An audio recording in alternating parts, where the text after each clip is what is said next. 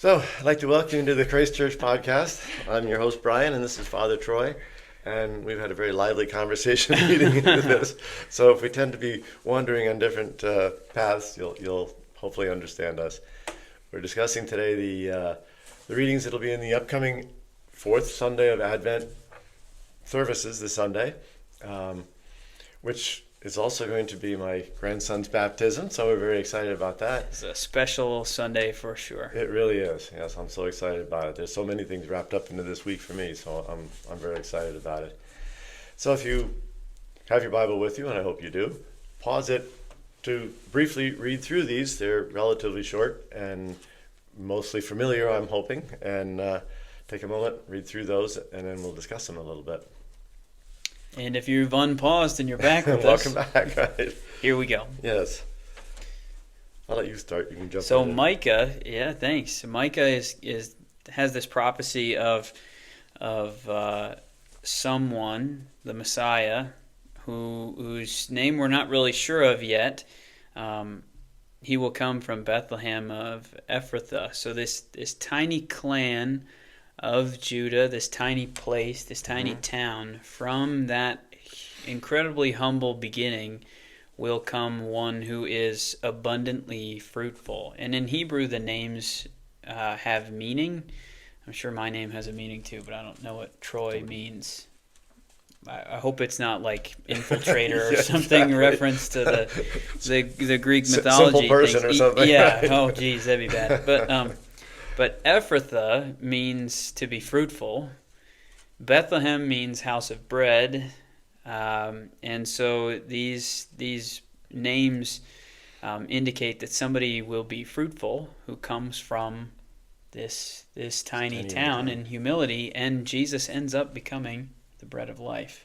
So how about that? Yeah. We've got these prophecies Tied being together. fulfilled and connections being made from the very beginning. And help me again. I frequently ask you this. Approximately, is that also about 400 years? This prophecy. Micah is several hundred years before Jesus, and after the prophecies stop is when the 400 years of silence from God begins until we arrive at not quite the birth of Jesus, right? Because we've got these stories like we'll arrive at in Luke's gospel.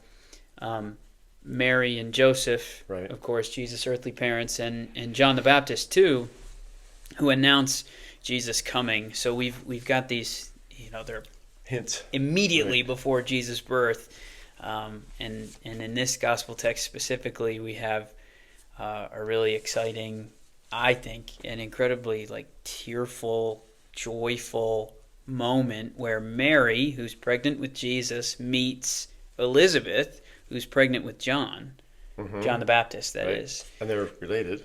Right. Yeah, Jesus and John are cousins. Right.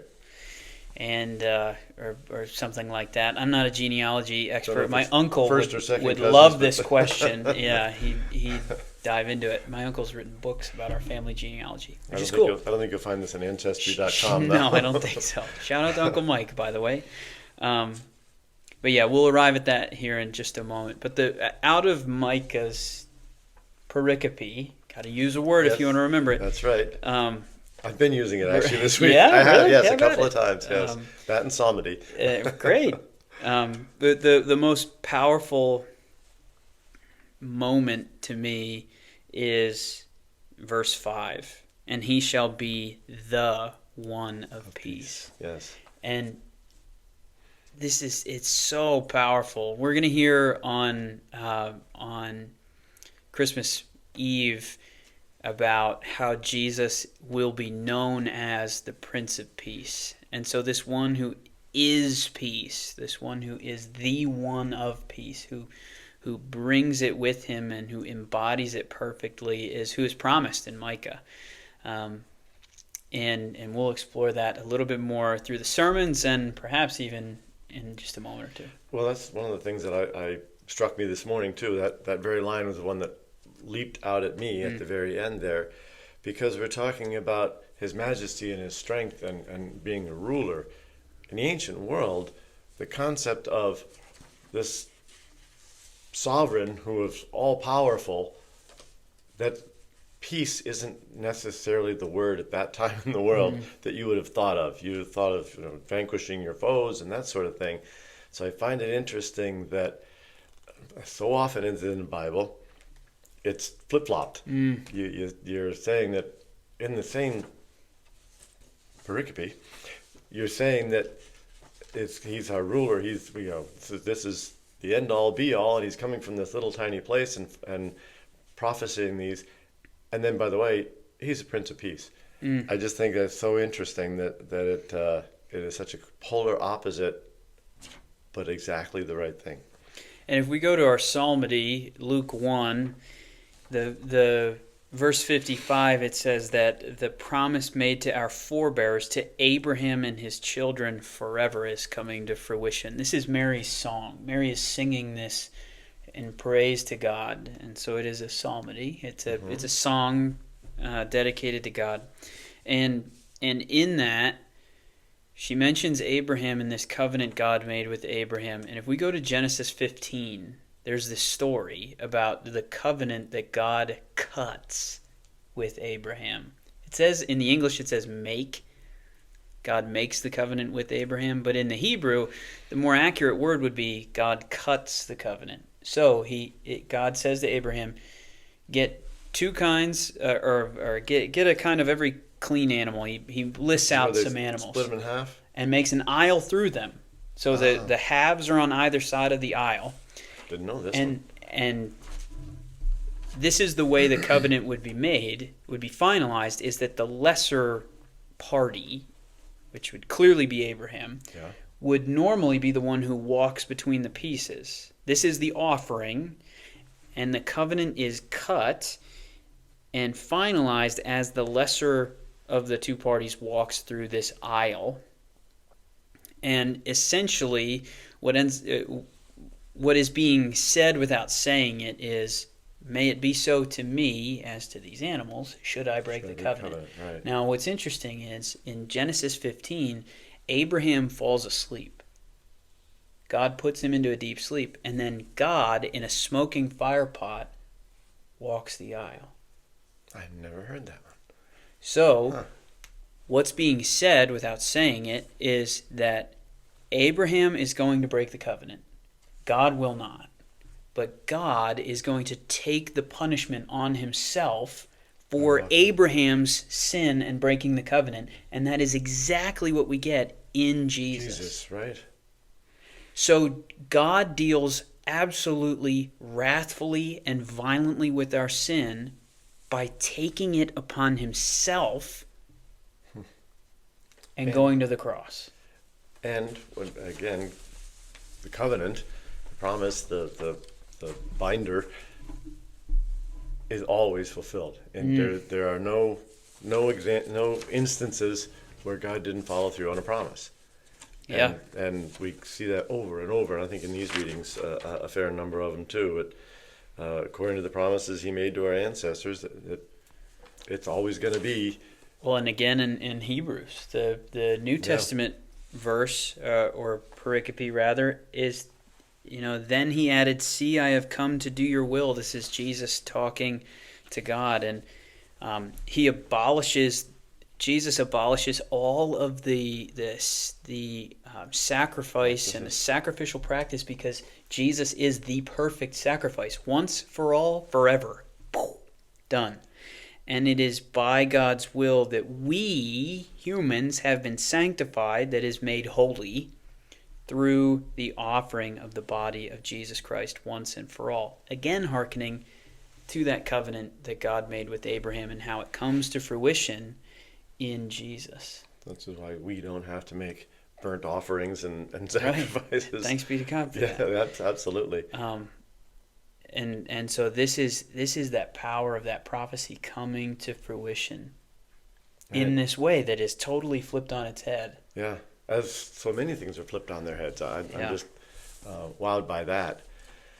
And then, of course, we get into the gospel from Luke of Mary meeting up with her and Elizabeth. Would she be her cousin then, or? I think so. Yeah. And of course. Fact check me, internet. Yes, exactly. when she feels the kicking, stirring in her womb of John, and this one when I first read it, I thought to myself, well, what woman hasn't wondered what's going on down there when they're getting the stuffings kicked out of them by their baby? Yeah, no kidding. Having several children of my own, and my wife in the middle of just a conversation about something completely different is, ooh, I just got kicked. And so when you're reading this, the first thought is, okay, well, every woman does that. But this is a whole lot more than that. She's divinely inspired to suddenly turn to Mary and say, blessed are you. You are it. You're carrying the one. That's pretty interesting how that very relatable experience to the human condition is overlaid with the divine.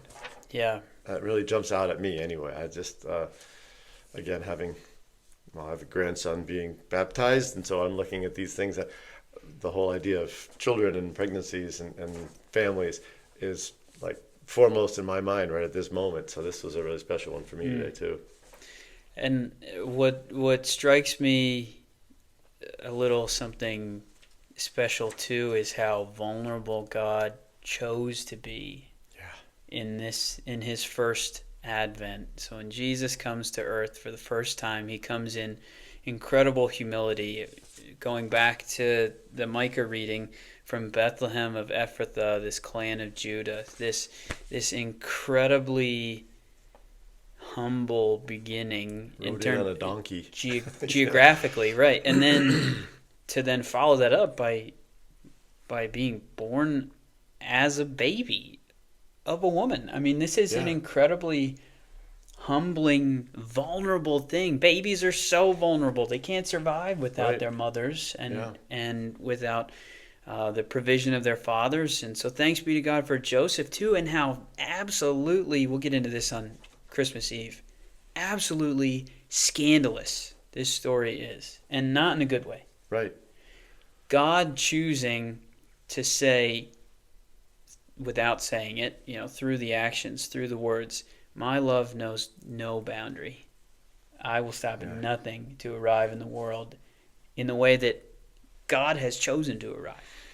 And it is this incredible joy. And so when Jesus is before us, even in utero, Elizabeth knows full well, because John knows full well, that this is the promised one. He's the guy. Right. And then, again, going back to God choosing it to be conveyed to us in this way makes it possible for our merely mortal minds, I say that in all humbleness, is that there's a lot we don't comprehend very well. Amen. And sometimes we have to get hit with a brick to figure it out. Well, this is kind of one of those instances where he puts it in such a stark contrast to what you would think of a king being born, that we can get it. So it's interesting that way too. Amen. Now, as we do look forward to Christ's second coming, in his first coming, the first advent, he comes in humility, and we're told that in his second coming he will come in glory. And so there will be no mistaking that this Jesus who has come back in glory is indeed the Messiah. So as we remember the humility that God has, and we try to embody that, we put our hearts in a posture, ready, willing, and able to experience, to see, to behold the second coming and his glory. Which is, again, going back to what is comprehensible to the mortal mind. That is pretty daunting to think of it that way. So it changes everything. That's for sure. Absolutely. Well, we thank you for joining us for our podcast. As always, we do tend to wander back and forth a little bit, but I think that's the nature of the readings. It's to inspire you to think a little bit and to look at it from different perspectives. And I hope we've given you a different perspective to view these in. So thank you for joining us, and we hope to see you on Sunday for the fourth Sunday of Advent. And until then, peace be with you.